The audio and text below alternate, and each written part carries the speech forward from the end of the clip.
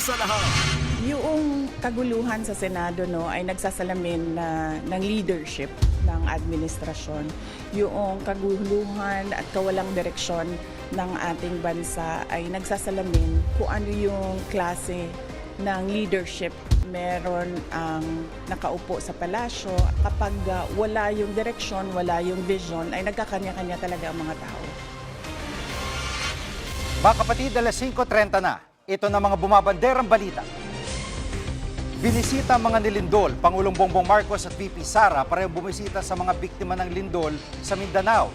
VP Sara may pasaring sa administrasyon. Iisa lang ang Senado, Senator Gatchalian, tinablang payag ni Senator Cayetano na 2 ang Senado ngayon. Sino ang dapat managot pagkamatay ng 2 basketball player ng Ateneo, pinaimbestigahan ng DOJ sa NBI?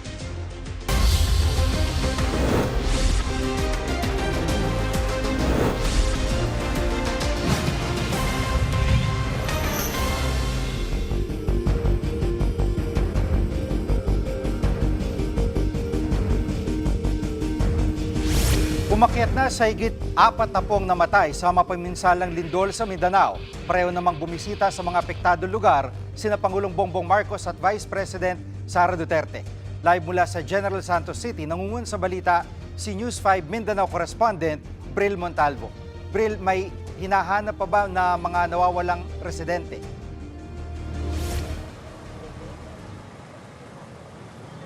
Jiggy, 17 individual pa ang patuloy na hinahanap kasunod ng magnitude 7.8 na lindol sa Mindanao. Sa kabuuan, 45 na ang napaulat na namatay. Higit 400 naman ang sugatan. Kanina may na-recover pa ang mga rescuer na 2 katawan.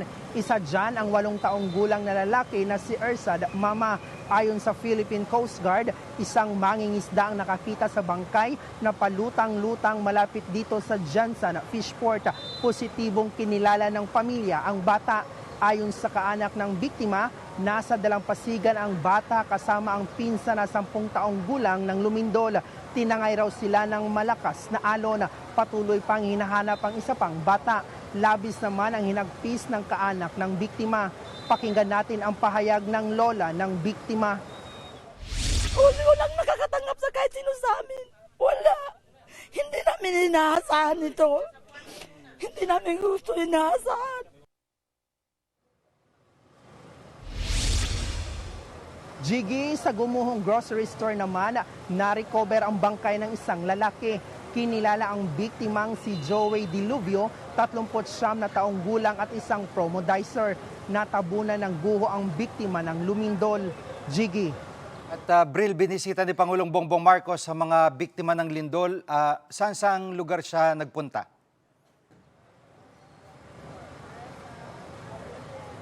Tama, Jiggy, unang ininspeksyon ni Pangulong Bongbong Marcos ang St. Elizabeth Hospital dito sa Jansan na napinsala ng lindol. Kasama ni PBBM, sina DPWH Secretary Vince Dizon, DepEd Secretary Sani Angara at Jansan Mayor Lorely Pacquiao.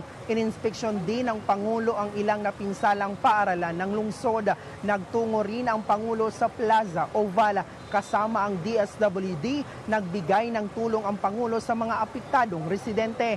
Tiniyak din ng Pangulo ang patuloy na pamamahagi ng ayuda.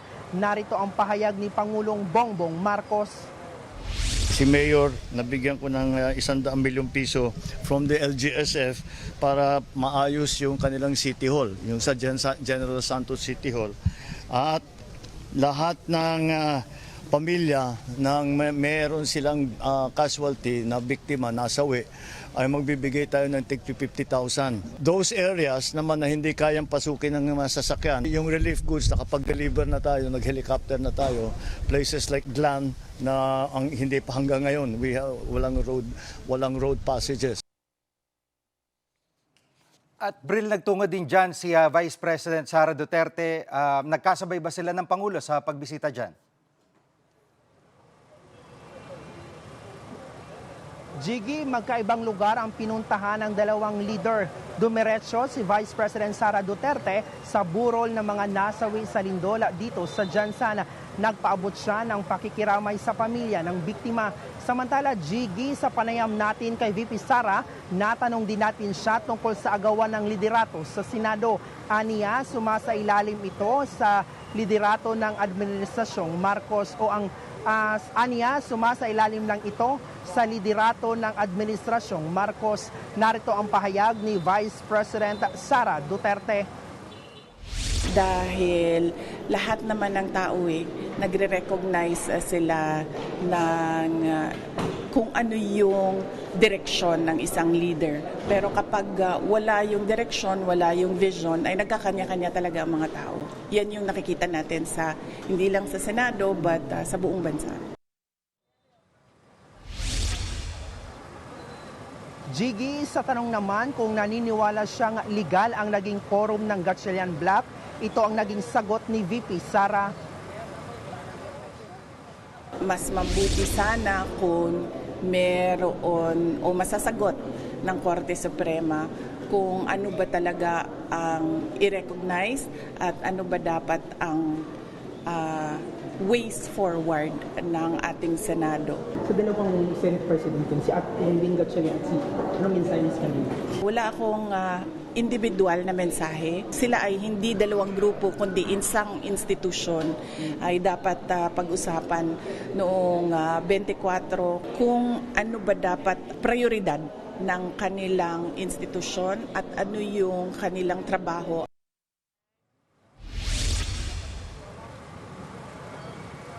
Jiggy, dahil nga isinailalim ang Jensen sa state of calamity, nagpatupad na ng price freeze sa mga pangunahing bilihin dito. Iniutos naman ng DBM ang paglalabas ng dagdag na pondo para sa pagsasaayos ng City Hall ng Jensen. Yan muna ang latest. Balik sa iyo, Jiggy. Yan ang ulat ni Bril Montalvo live mula sa Jensen. Isinailalim na sa state of calamity ang probinsya ng Sarangani matapos sanigin ng magnitude 7.8 na lindol. Live mula mismo sa Glan, Sarangani, nangunguna sa balita si Gary De Leon. Gary, ano na ang ginagawang aksyon ng pamahalaan para sa mga taga-Sarangani?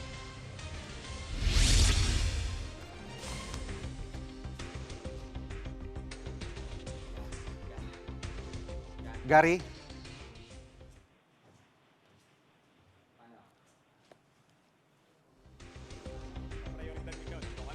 Lahat na makakatira ng tulong ang mga barangay ng Glan at Malapatan na pinakamatubang isa ng lindol. Nagpairam na rin ng Starlink at generator ang Office of Civil Defense o OCD para maging maayos ang komunikasyon. Naayos na rin ang tulay na nag-uugnay sa mga bayan ng Glan at Malapatan. Dalawang araw na isolate ang Glan matapos masira ang tulay. Unti-unti na rin naalis ang mga tao ng DPWH at nagtipak ng bato na nagbagsakan dahil nga sa landslide. Dahil dyan, nakakadaan na mga residente at motorista. Tinitiyak naman ng OCD na makakatira ng tulong mga pangangailangan ng mga kababayan natin. Narito ang pahayag ng OCD Administrator Harold Cabreros. Sa ngayon, mahirap pa marating dahil nga dun sa mga landslide sa nasirang mga daan. Pero nagawan na ng paraan din ng ating DPWH yung ibang daanan, katulad ng isang tulay na passable na ngayon. Pero still, mahirap pa rin ang makarating dun sa daan, sa Glan mismo. At ginagamit natin ngayon ay yung vessel ng Coast Guard para maiparating natin yung mga goods at lalo-lalo na yung mga pagkain at tubig doon sa lugar. At Gary, sa sitwasyon ngayon ay ano ang hinaing ng mga biktima ng lindol dyan sa Sarangani? Senyas.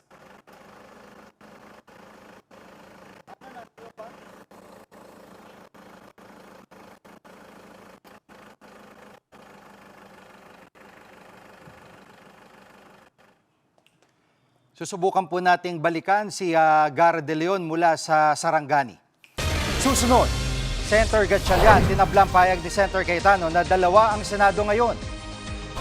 At House prosecutors pumalag sa akusasyon ni Senator Cayetano na ayaw nila ng patas sa paglilitis kay VP Sara. Diyan lang kayo mga kapatid, dapat una sa lahat.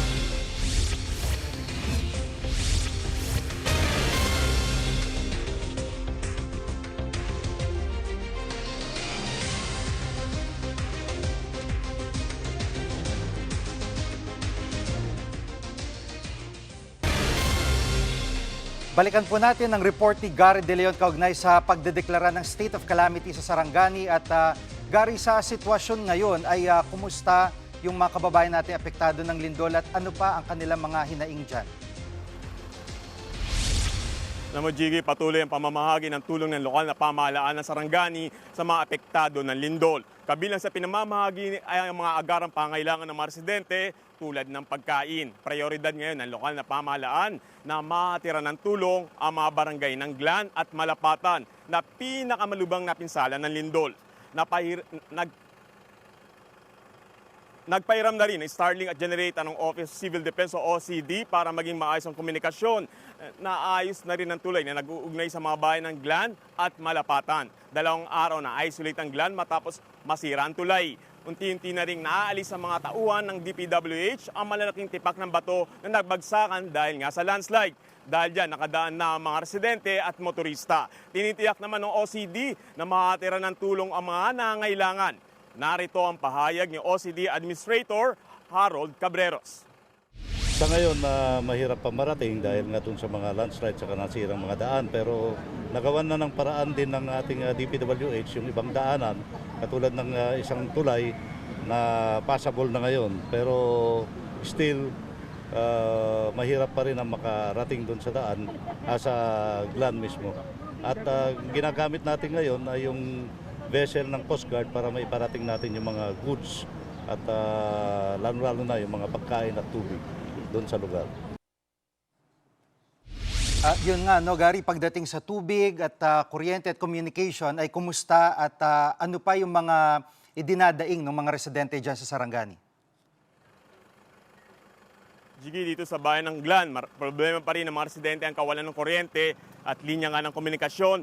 Nangangailangan din silang supply ng pagkain at tubig.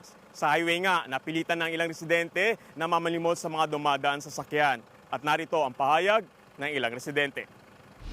Number 1, sir, ang tubig at saka bigas. Kasi wala na kaming tubig doon sa bahay namin. Bumaba kami dito para maghingi ng tubig at saka bigas.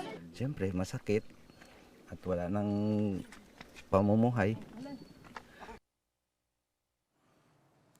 At sa bilang ng mga otoridad ay ilan ang nasawi at apektadong residente dyan mismo sa bayan ng Glan?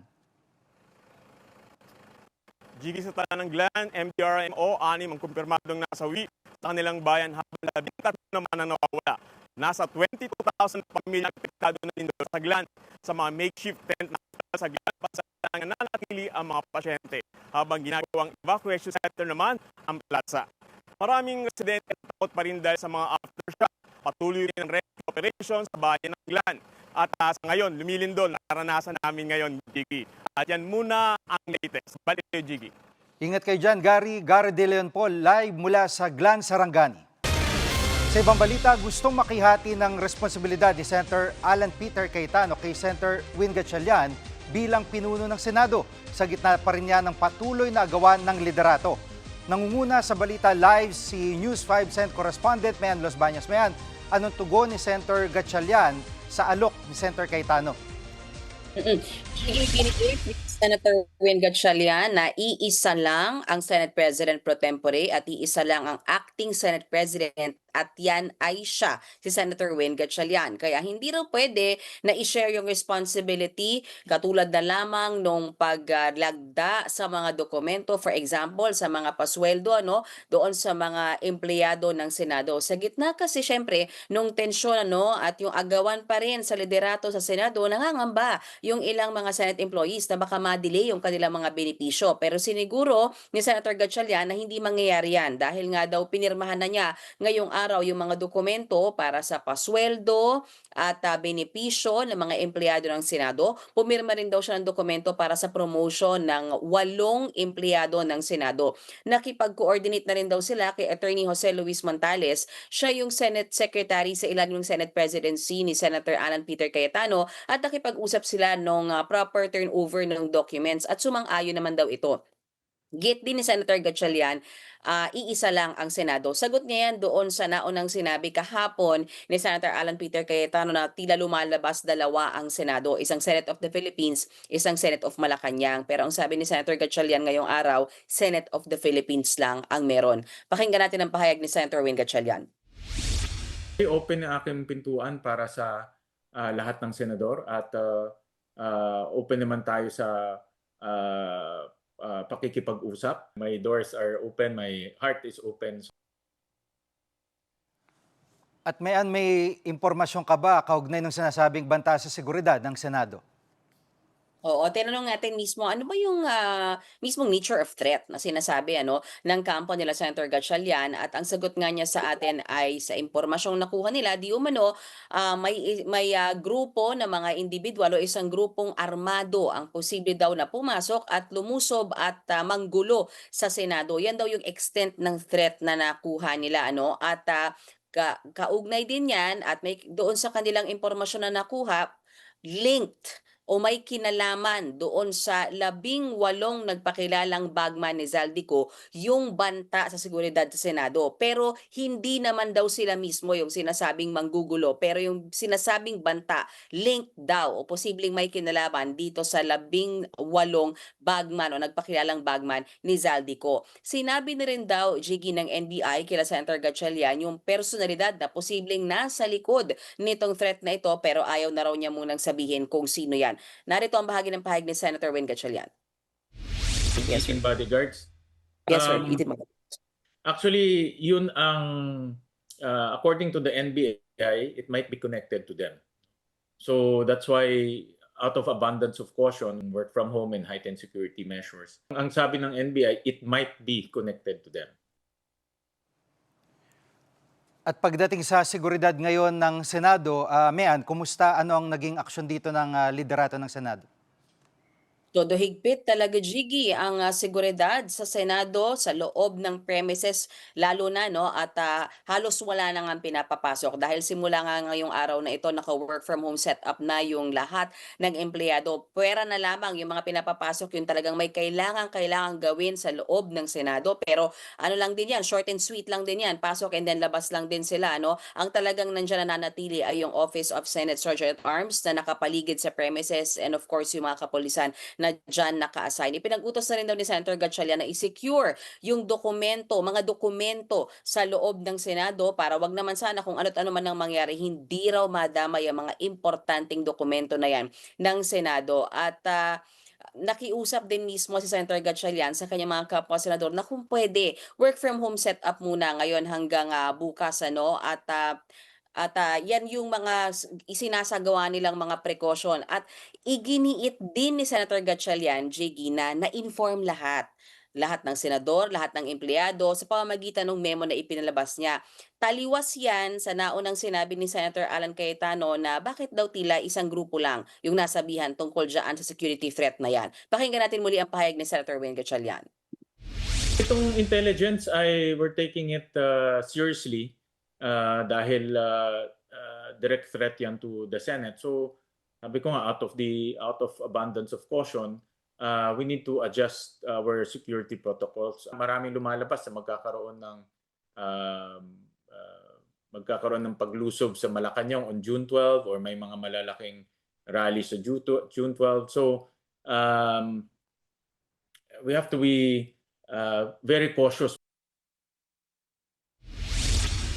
Yan muna ang latest mula sa Senado. Balik sa iyo, Jiggy. Maraming salamat, Mean Los Baños.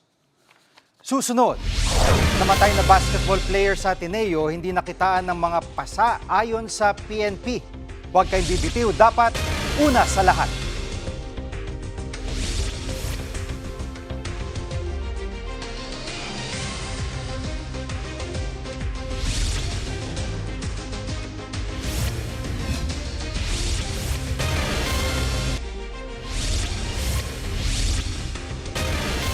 Pumalag ang House Prosecutor sa akusasyon ni Senator Alan Peter Cayetano na ayaw ng mga kongresista ng patas na impeachment trial kay VP Sara.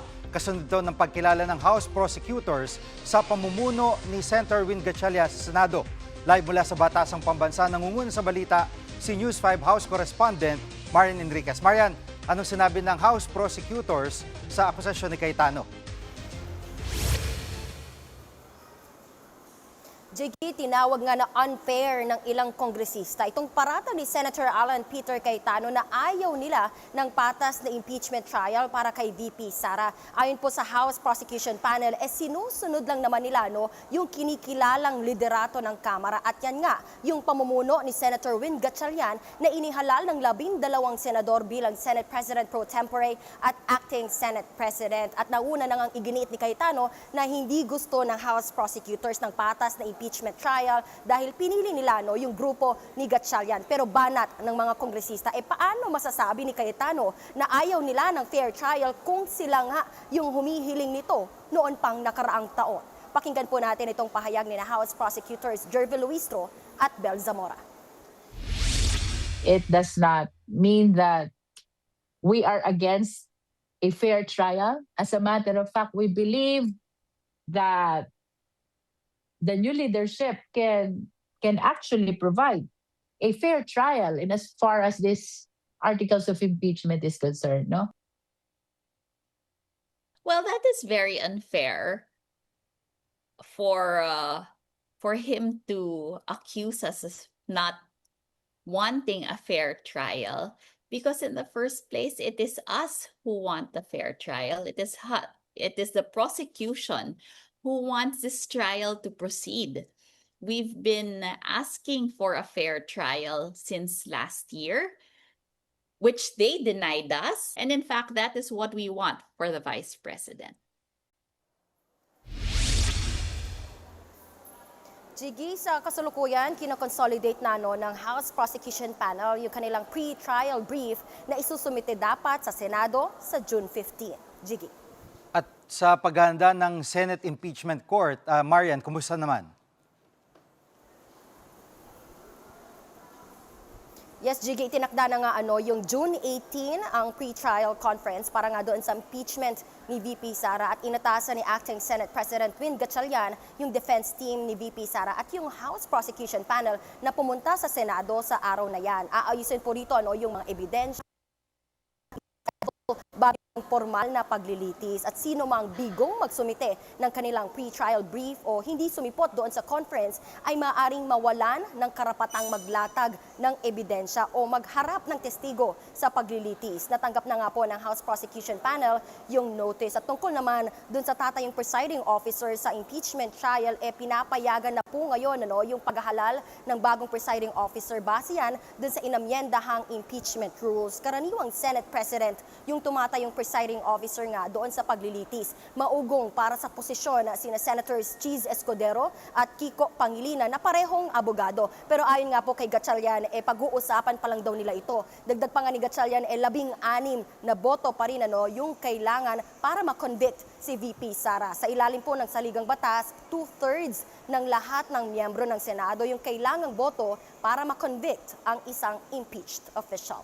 Yan muna ang latest. Balik sa'yo, Jiggy. Yan ang ulat ni Marian Enriquez live mula sa Batasang Pambansa. Hindi kumbinsido ang ina ng isa sa mga nasawing Ateneo basketball player sa paliwanag ng coach tungkol sa nangyaring trahedya.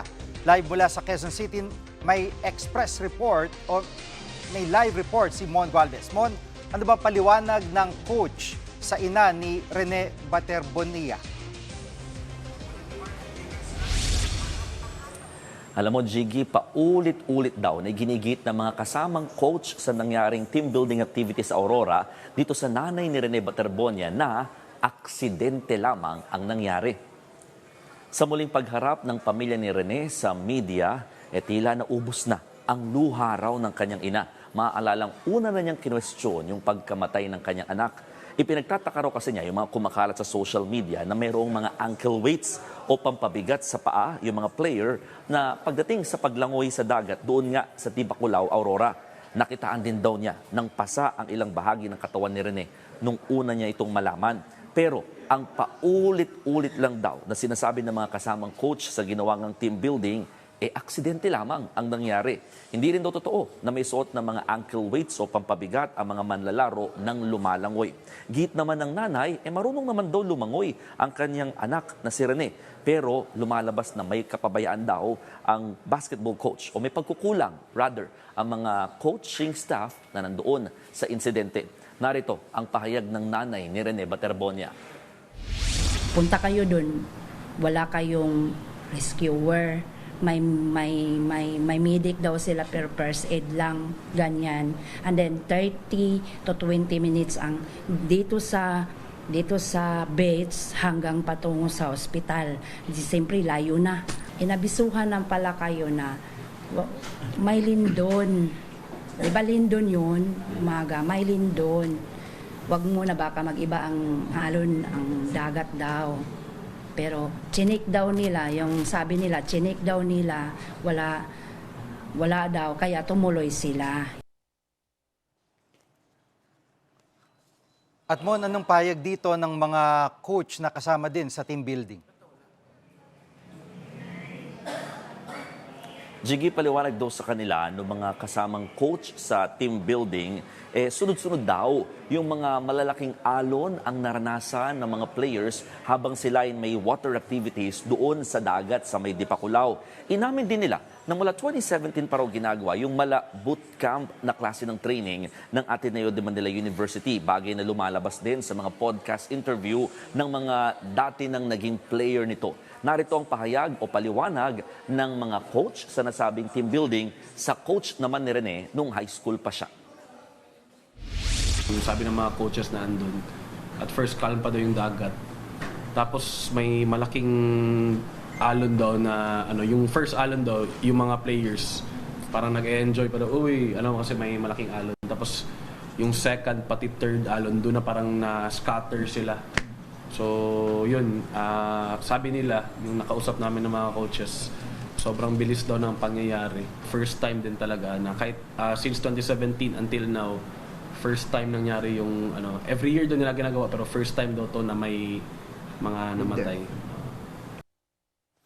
Mon, may payag na bang Ateneo sa pangyayaring ito? Magmula kahapon na naglabas ng statement ang Ateneo de Manila University, ngayon wala pang bagong pahayag ang Ateneo de Manila University hinggil sa mga development na ibinabanggit nga ng pamilya ng mga biktima maging ng mga otoridad. Pero ang sinasabi nila, nauna nang sinagot ng Ateneo de Manila University yung burol ni Rene dito sa Quezon City. Handa rin daw nilang sagutin pati ang pagbiyahe sa labi nito kung dadalhin naman sa probinsya. Pero duda ang pamilya ni hindi nga raw sila tinulungan o sinagot man lamang yung biyahe mula Agusan del Sur ng pamilya papunta dito sa Maynila para nga makita yung katawan o labi ng kanilang anak.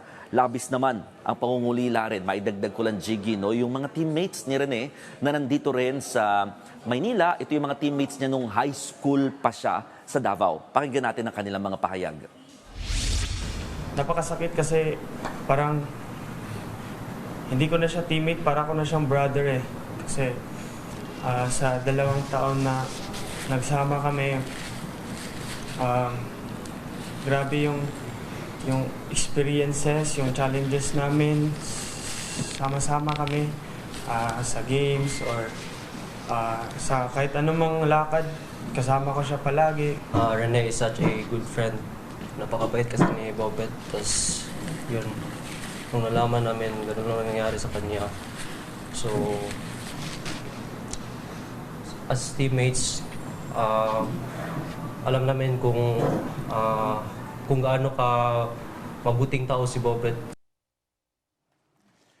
At Mon, kaugnay dun sa labi ni Divine Adili, ano ang impormasyong nakalap mo tungkol dito? Yes, Jiggy, yung isa pa na nasawi nga dito sa nangyaring insidente sa Dipakula, Aurora, dalawa kasi yan. Isa si Rene Baterbonia at pangalaw nga itong Nigerian national na si Divine Adili.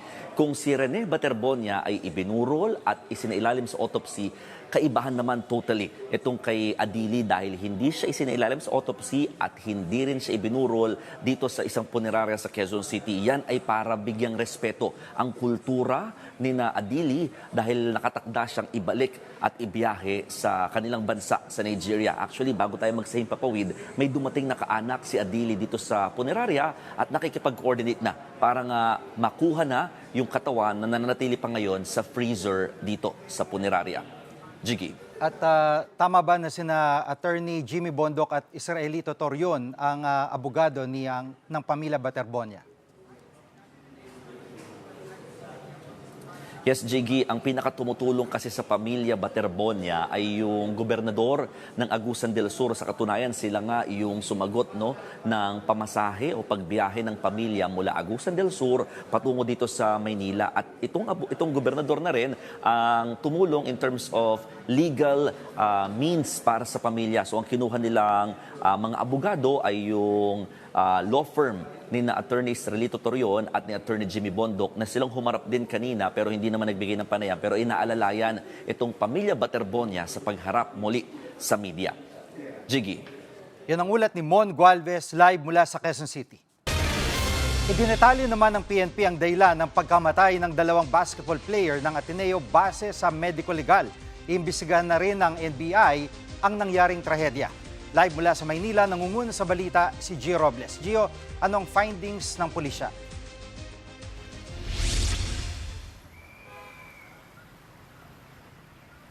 Jiggy, base sa medico-legal, asphyxia by drowning ang sanhi ng pagkamatay ng 2 student athletes ng Ateneo de Manila University na sina Rene Baterbonia at Divine Adili. Ayon sa Aurora Provincial Police Office, 4 silang magkakasama sa dagat nang mangyari ang trahedya pero 2 lang ang nailigtas habang tuluyang nalunod sina Baterbonia at Adili. Inabot ng hanggang 40 minuto bago mahanap ang bangkay ng 2 biktima. Nilinaw din ng Aurora Police na walang suot na ankle weights o pampabigat sa paa sina Baterbonia at Adili. Taliwas yan, Jiggy, sa mga kumakalat na impormasyon sa social media. Base naman sa salaysay ng pamunuan ng hindi pinangalan ng resort, nangyari raw ang insidente halos 300 metro ang layo mula sa resort.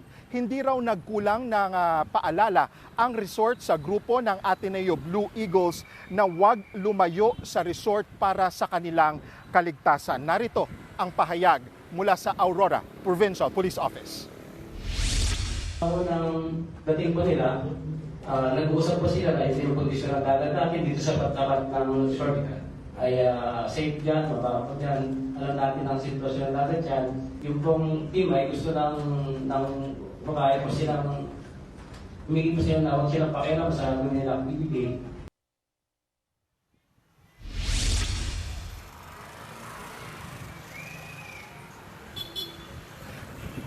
Jiggy, sa programang Ted Filon at DJ Chacha sa 105.9 True FM kanina, sinabi ng Aurora Police na walang nakitang pasa sa mga katawan ni na Baterbonia at Adili. Nauna na rin sinabi nila na walang foul play nga sa pagkamatay ng 2 biktima. Narito muli ang pahayag ng Aurora Police.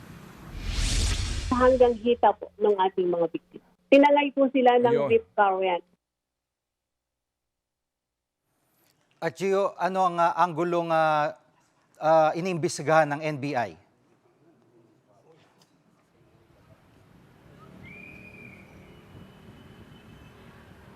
Sa ngayon, Jiggy, ay nangangala pa rin ng sapat na impormasyon yung NBI. Pero a little backtrack lang, Jiggy, inatasan na ng DOJ ang NBI na bumuo ng task force. As we all know, ang NBI, mother agency nito, ang DOJ para nga mag-imbestiga sa pagkamatay ni na Baterbonia at Adili. Aalamin daw ng NBI kung may sapat na basihan ba para masampahan ng mga reklamo kung sino man nga yung accountable dito sa nangyari sa 2 student athletes ng Ateneo de Manila University. Jiggy. May payag na bang Philippine Sports Commission tungkol dito?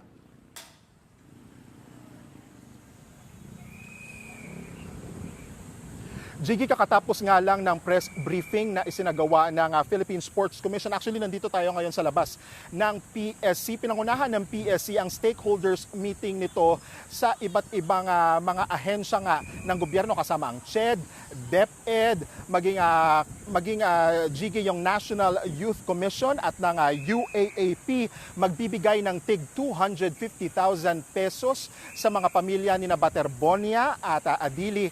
Ang PSC ngayon kinikilala rin ang aksyon ng Commission on Higher Education kabilang dito sa fact-finding mission para alamin ang nangyari sa team building pati ang psychosocial support as I'm reading, Jiggy, sa teammates at kaanak ni Rene at Divine siniguro ng PSC na hindi na mauulit itong trahedya nito at mas mapagtibay pa nila yung mga guidelines sa mga ganitong pangyayari. Sa ngayon, Jiggy, hindi pa malinaw kung sasali ang Ateneo Blue Eagles sa upcoming season ng UAAP, maging yung sanctions na posibleng ipataw kay Coach Baldwin. Sa ngayon, nasa bola ng Ateneo ang magiging desisyon nito.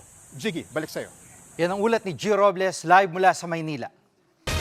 Susunod, reklamong plunder at graft laban kay Secretary Recto, binasura ng Ombudsman. Huwag kayong bibitiw, dapat una sa lahat.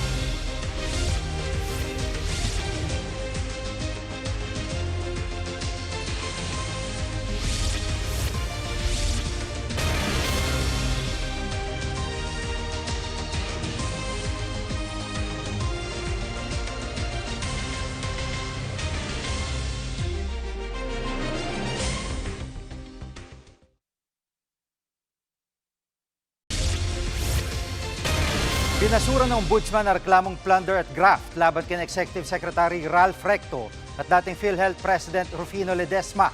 Kaugnayan ang paglilipat ng 60 billion pesos na pondo ng PhilHealth sa National Treasury. Live mula sa TV5 Media Center, nangunguna sa balita si News 5 Justice Correspondent Camille Samonte. Camille, anong basihan ng Ombudsman sa pagbasura sa reklamo? Jiggy, wala raw nakitang sapat na ebidensya ang Ombudsman para masabing may malaking tsansa na makonvict na Executive Secretary Ralph Recto at dating PhilHealth President Rufino Ledesma para sa reklamong plunder at graft. Ang pangunahing basihan sa pagbasura ng reklamo ay ang probisyon sa 2024 General Appropriations Act na pinapayagan ang fund transfer na ginawa ni Recto at Ledesma. Bukod dyan, ibinalik na rin daw direkto ang 60 billion pesos sa PhilHealth alinsunod sa utos ng Korte Suprema nang ideklara nilang unconstitutional ang fund transfer. Kaya sabi ng Ombudsman, kung ibinalik na ang pera sa PhilHealth, mahirap patunayan ang aligasyong ginamit ni Recto at Ledesma ang kanilang posisyon para sa pagpapayaman. Jiggy. Camille, may reaksyon na ba yung mga nag-file ng reklamo laban kina Recto?